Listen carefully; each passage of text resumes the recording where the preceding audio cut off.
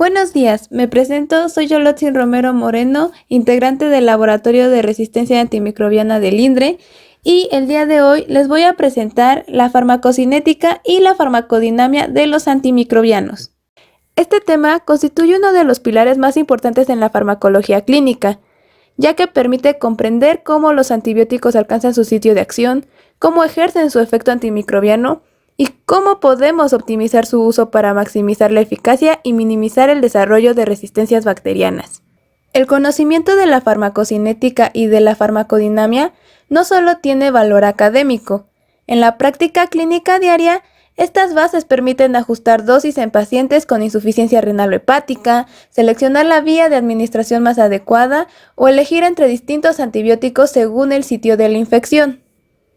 En esta exposición revisaremos, en primer lugar, cómo se desarrollan los antibióticos, desde sus fases preclínicas hasta las clínicas. Luego, analizaremos la farmacocinética, es decir, los procesos de absorción, distribución, metabolismo y excreción que determinan cómo el cuerpo maneja el fármaco. Posteriormente, abordaremos la farmacodinamia, que se enfoca en los efectos del fármaco sobre los microorganismos, incluyendo conceptos como la concentración mínima inhibitoria y los tipos de acción antimicrobiana. Además, después integraremos ambos enfoques mediante los índices farmacocinéticos farmacodinámicos y, finalmente, exploraremos la ventana de selección de mutantes, un concepto fundamental para entender cómo las dosis inadecuadas pueden favorecer la resistencia. Comenzaremos hablando sobre el desarrollo de los antimicrobianos. Este desarrollo es un proceso largo y minucioso que se divide en dos grandes etapas, la fase preclínica y la fase clínica. Durante la fase preclínica, los estudios se realizan principalmente in vitro y en modelos animales. Los estudios in vitro permiten determinar la concentración mínima inhibitoria y evaluar la eficacia antimicrobiana frente a los distintos patógenos.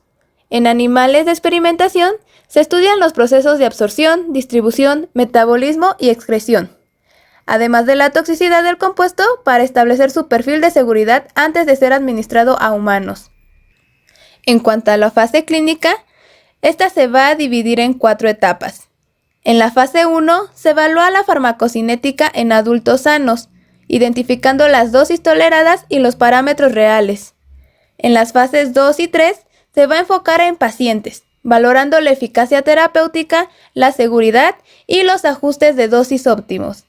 Finalmente, la fase 4 va a corresponder a la farmacovigilancia post-comercialización, donde se van a evaluar los efectos a largo plazo.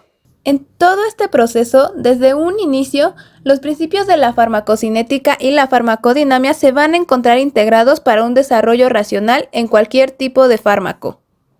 Ahora bien, comenzaremos hablando sobre la farmacocinética.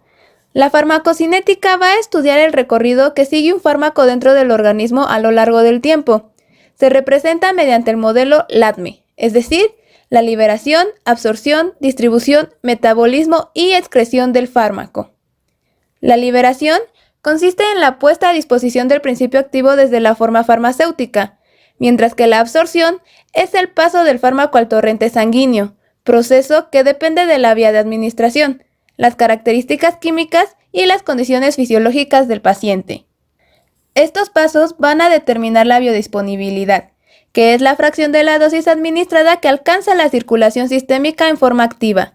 La biodisponibilidad varía según la vía. Los fármacos intravenosos alcanzan el 100%, mientras que los administrados por vía oral presentan valores menores. Esto debido al efecto del primer paso hepático, que va a degradar parte del fármaco antes de que llegue a la sangre. Así, comprender la absorción y biodisponibilidad va a permitir entender por qué algunos antimicrobianos, como la vancomicina, solo se administran por vía intravenosa cuando se busca un efecto sistémico. Una vez en circulación, el fármaco se distribuye hacia los tejidos y órganos diana. Este proceso depende del flujo sanguíneo, de la permeabilidad de las membranas, de la afinidad del fármaco por los tejidos y de su unión a proteínas plasmáticas. El parámetro que cuantifica esta distribución es el volumen de distribución. un volumen hipotético en el cual se considera que la cantidad total del fármaco administrado se distribuye de forma que la concentración en ese volumen sea igual a la concentración plasmática. Este volumen de distribución expresa la relación entre la dosis administrada y la concentración plasmática resultante. Es un volumen aparente que ayuda a estimar en qué proporción el fármaco se distribuye fuera del compartimiento vascular. Un volumen de distribución bajo, menor a 0.6, indica que el fármaco permanece principalmente en el plasma, mientras que un volumen de distribución alto, mayor a 0.6, indica que penetra ampliamente en los tejidos. Ahora bien, si se tiene un valor de 0.6, se podría decir que el fármaco presenta una distribución uniforme por todos los fluidos del organismo. En el contexto clínico, este valor permite seleccionar el antibiótico más adecuado según el sitio de infección. Los distintos grupos de antimicrobianos muestran variaciones significativas en su volumen de distribución. Por ejemplo, los betalactámicos, aminoglucósidos y la daptomicina tienen volúmenes bajos, por lo que su acción se limita principalmente al espacio extracelular. En cambio, la rifampicina, los macrólidos, las quinolonas, el trimetoprim, la anfotericina, el itraconazol tienen volúmenes altos, por eso alcanzan concentraciones terapéuticas en tejidos profundos. En el caso de la vancomicina y el linezolid, estos presentan una distribución uniforme por todos los fluidos del organismo, ya que tienen un valor de 0.6. Por lo tanto, la selección de un antimicrobiano debe considerar no solo la sensibilidad del microorganismo, sino también la farmacocinética del fármaco y el sitio anatómico en el que se está presentando la infección. Finalmente, pasamos a la eliminación. Este es el proceso mediante el cual el organismo retira el fármaco o sus metabolitos y representa la fase final del modelo LADME. Comprende dos mecanismos, la biotransformación y la excreción. La biotransformación, generalmente hepática, convierte el fármaco en compuestos más hidrosolubles, llamados metabolitos, que pueden eliminarse con mayor facilidad.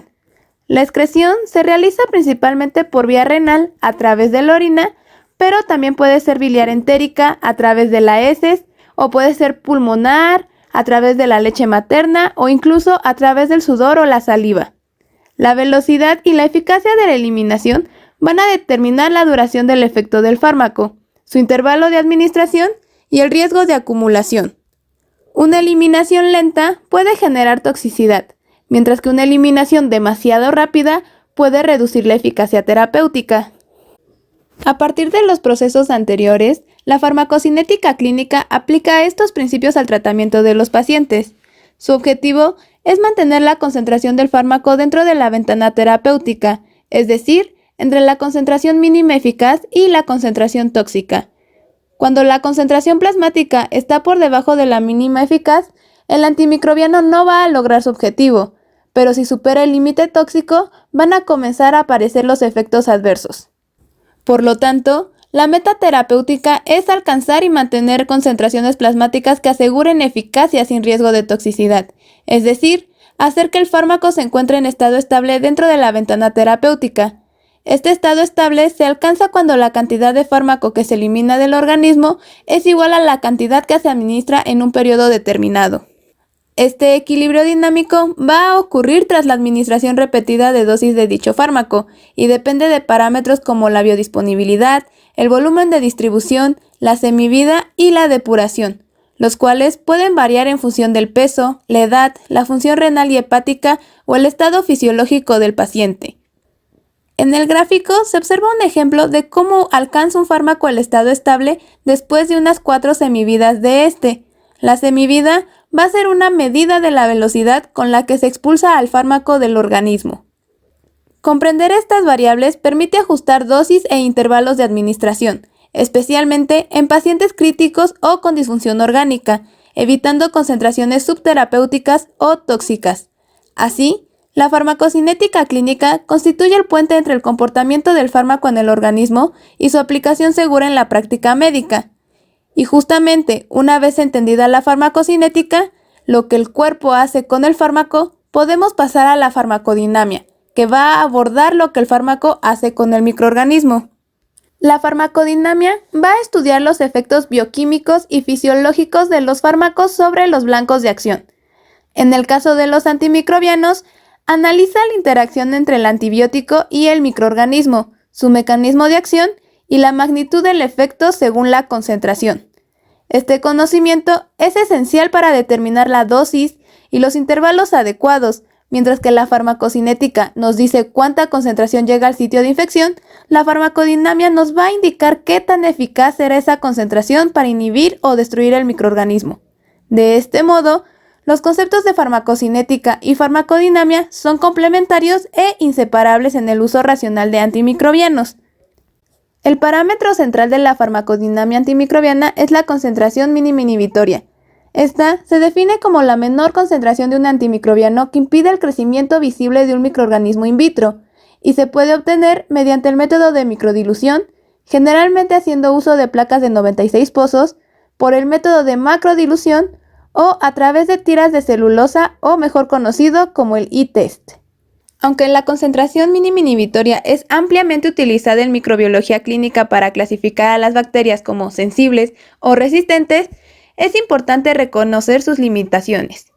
Por ejemplo, esta se determina bajo condiciones de laboratorio estandarizadas, como es la temperatura, el pH, el medio de cultivo y el tamaño del inóculo. Estas condiciones permiten reproducibilidad. Sin embargo, no van a reflejar necesariamente el entorno fisiológico del organismo humano. Por ello, los valores de la concentración mínima inhibitoria deben interpretarse junto con los parámetros farmacocinéticos y el contexto clínico. Además, la prueba tiene una variabilidad inherente, aceptándose diferencias de hasta 2 diluciones, debido a variaciones en la técnica, en el microorganismo, de dónde se aisló la cepa, en qué parte del cuerpo o por el laboratorio. Básicamente, la concentración mínima inhibitoria orienta a la selección terapéutica, pero su verdadero valor se va a alcanzar cuando se integra con la farmacocinética del paciente y con los índices farmacocinéticos farmacodinámicos. Complementariamente, se utiliza la concentración bactericida mínima, que va a representar la menor concentración del fármaco que va a ser capaz de eliminar el 99.9% de las bacterias viables. Como se muestra en la imagen, la concentración mínima inhibitoria muestra la concentración en donde no es visible el crecimiento bacteriano. Sin embargo, al momento de cultivarla todavía puede haber crecimiento, mientras que la concentración bactericida mínima va a ser la concentración en la cual al cultivarla no se va a presentar ningún crecimiento microbiano. El análisis conjunto de la concentración mínima inhibitoria y de la concentración bactericida mínima permiten distinguir antibióticos bacteriostáticos que detienen el crecimiento bacteriano de los bactericidas que lo destruyen. Sin embargo, la farmacodinamia también nos advierte que los antimicrobianos no actúan solo sobre el patógeno causante de la infección, sino también sobre la flora comensal. Este efecto colateral puede alterar el equilibrio microbiano y favorecer la selección de mutantes resistentes. De este modo, el estudio farmacodinámico no solo se limita a la eficacia antimicrobiana, sino también a la prevención de resistencia, lo que enlaza directamente con la parte final de esta exposición. Regresando a los antimicrobianos, estos pueden clasificarse según la relación entre su concentración, el tiempo y su efecto antimicrobiano. Se tiene a los antimicrobianos dependientes de la concentración, que son aquellos en los que la eficacia aumenta con la concentración alcanzada. Ejemplos de este grupo son los aminoglucósidos, las fluoroquinolonas, la daptomicina, la vancomicina, el metronidazol y la telitromicina. En estos casos, se busca alcanzar picos de concentración altos, incluso si su duración es corta. Por otro lado, se tienen a los antimicrobianos dependientes del tiempo. Estos requieren mantener la concentración por encima de la concentración mínima inhibitoria durante la mayor parte del intervalo de dosificación. Este grupo incluye a los betalactámicos, a las cefalosporinas, a los monobactamasas, a la clindamicina, al linezolid y a la tigecyclina. Y su eficacia se va a optimizar con dosis más frecuentes o infusiones prolongadas. Comprender estos principios van a permitir elegir estrategias terapéuticas adecuadas según el tipo de antimicrobiano. Además de estas dos categorías, va a existir un fenómeno adicional, el efecto postantibiótico. Este va a describir la capacidad de algunos fármacos para seguir inhibiendo el crecimiento bacteriano, incluso cuando su concentración plasmática ha caído por debajo de la concentración mínima inhibitoria. Antibióticos como los aminoglucósidos, las fluoroquinolonas, la rifampicina y las tetraciclinas presentan un efecto postantibiótico prolongado, mientras que los betalactámicos lo tienen limitado frente a bacterias gram negativas. Este efecto se atribuye a alteraciones persistentes en los procesos metabólicos o estructurales de las bacterias, aún después de la exposición al fármaco. El conocimiento del efecto postantibiótico va a permitir espaciar las dosis, reducir la exposición y minimizar la toxicidad sin perder eficacia, cerrando así el círculo entre la farmacocinética, farmacodinamia y la práctica clínica. Ahora sí, veamos más a fondo la relación entre la farmacocinética y la farmacodinamia. La eficacia antimicrobiana va a depender de la interacción entre la concentración alcanzada y la sensibilidad del microorganismo. Esta interacción se cuantifica mediante los índices farmacocinéticos farmacodinámicos, como es el tiempo sobre la concentración mínima inhibitoria, la concentración máxima en relación con la concentración mínima inhibitoria y el área bajo la curva relacionada con la concentración mínima inhibitoria.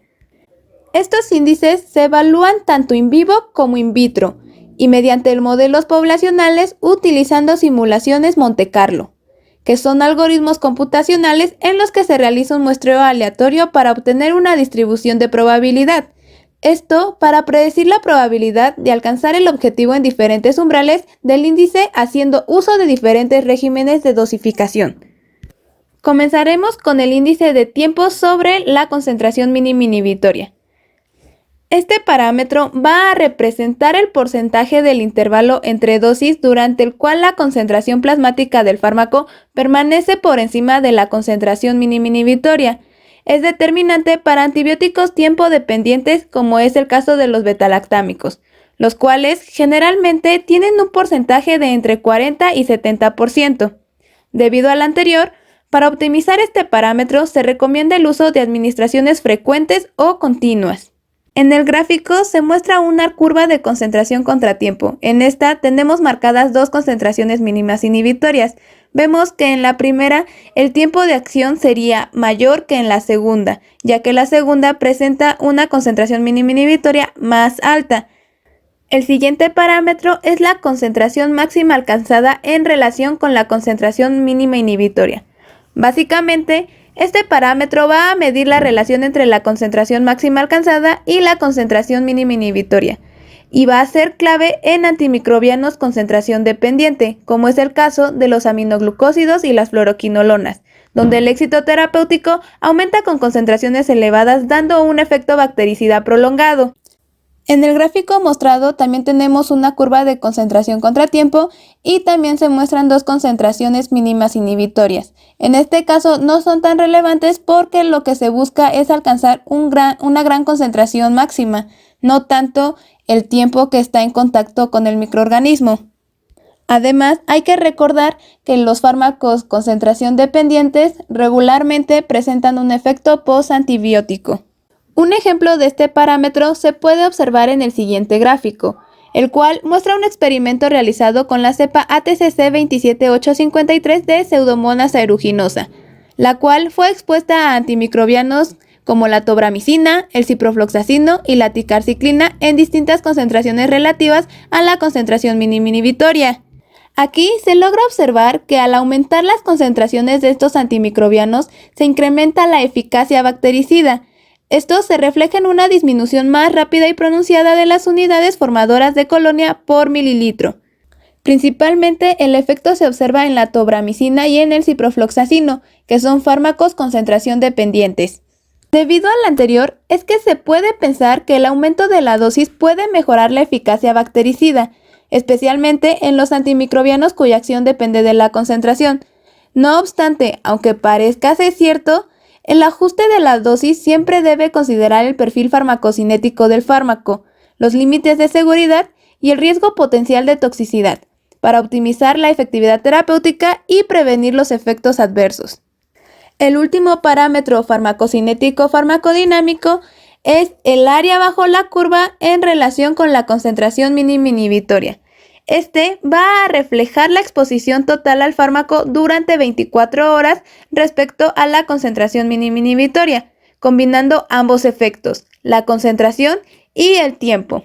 Este parámetro es particularmente útil en antimicrobianos con efecto postantibiótico prolongado.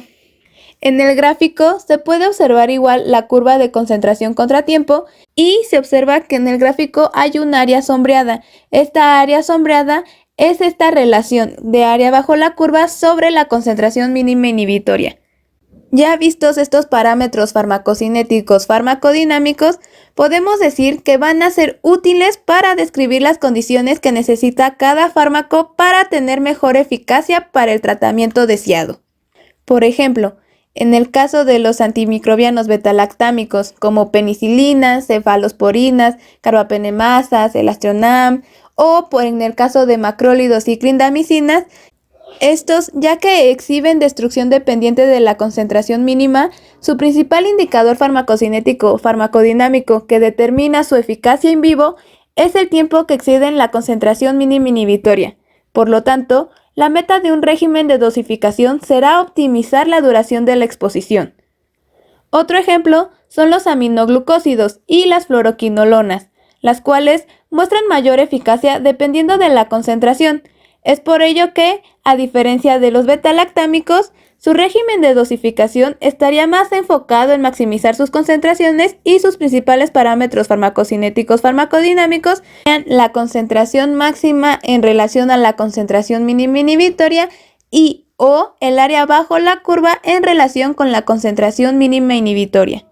En el gráfico se observa un resumen de lo que mide cada parámetro farmacocinético farmacodinámico, el tiempo sobre la concentración mínima inhibitoria, el área bajo la curva en relación a la concentración mínima inhibitoria y la concentración máxima.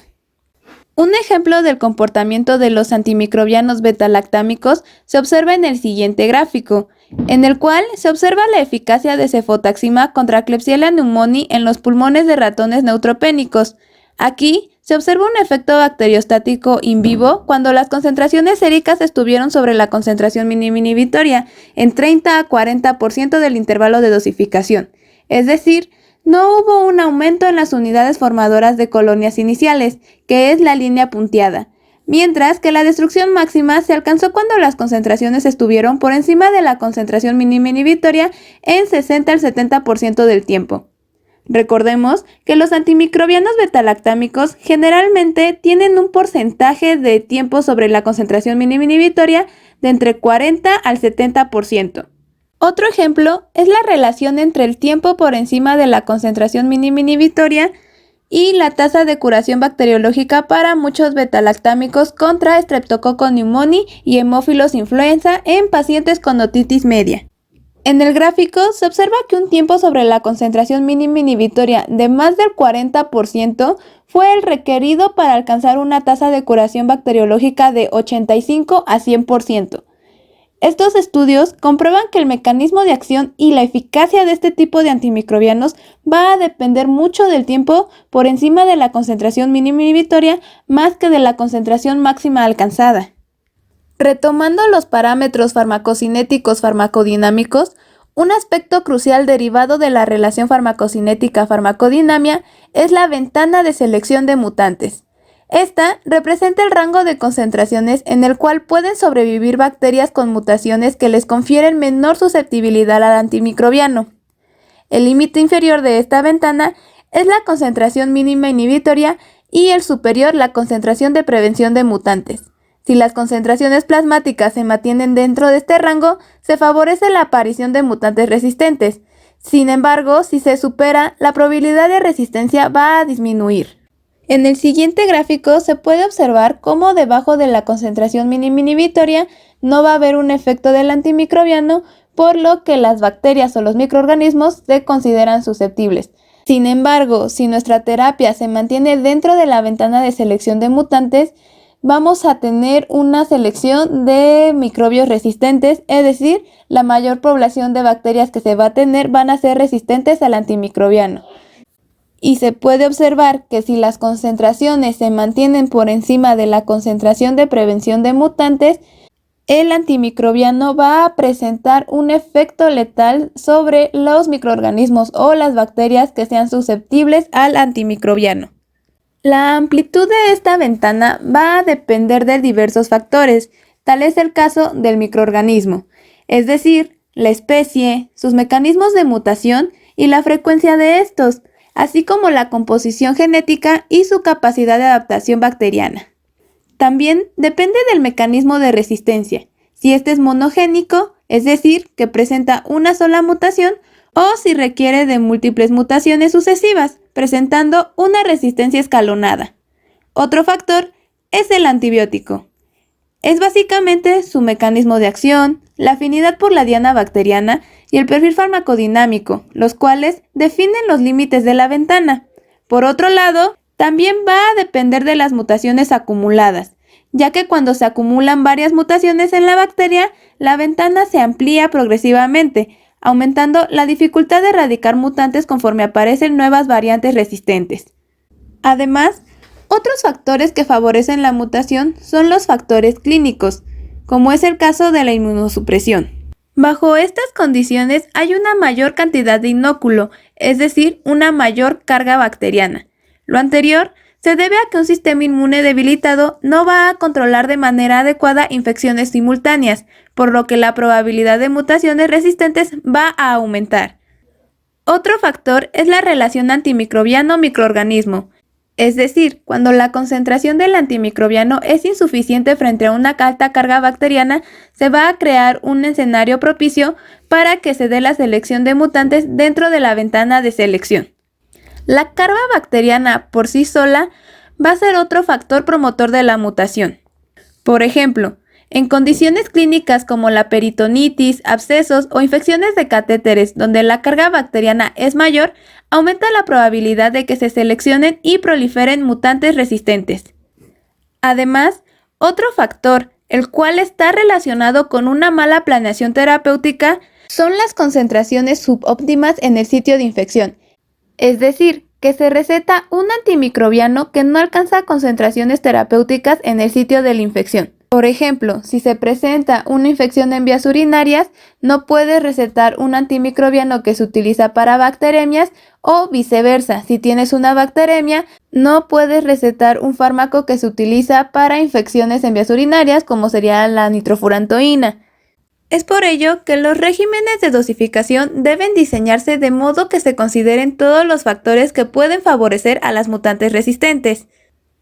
Una estrategia para tratar de inhibir el crecimiento de mutantes resistentes es que el fármaco alcance concentraciones por encima del límite de concentración de prevención de mutantes, ya que si se presenta un plan terapéutico en el que las concentraciones se encuentren en la ventana de mutación, va a dar lugar a una mayor selección de mutantes.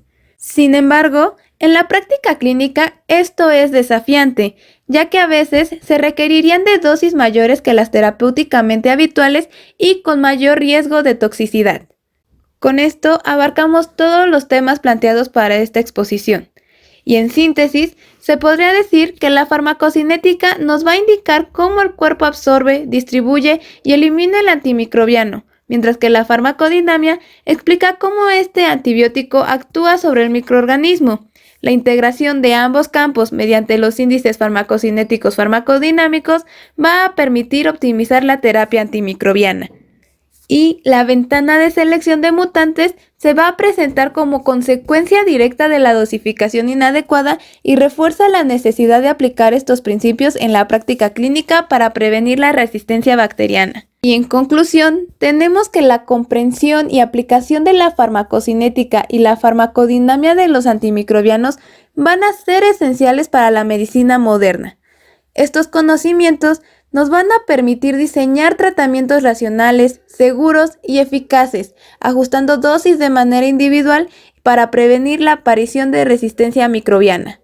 La integración de ambos enfoques, tanto de la farmacocinética como de la farmacodinamia, no solo van a optimizar la respuesta terapéutica, sino que van a constituir una herramienta fundamental en la lucha global contra la resistencia antimicrobiana.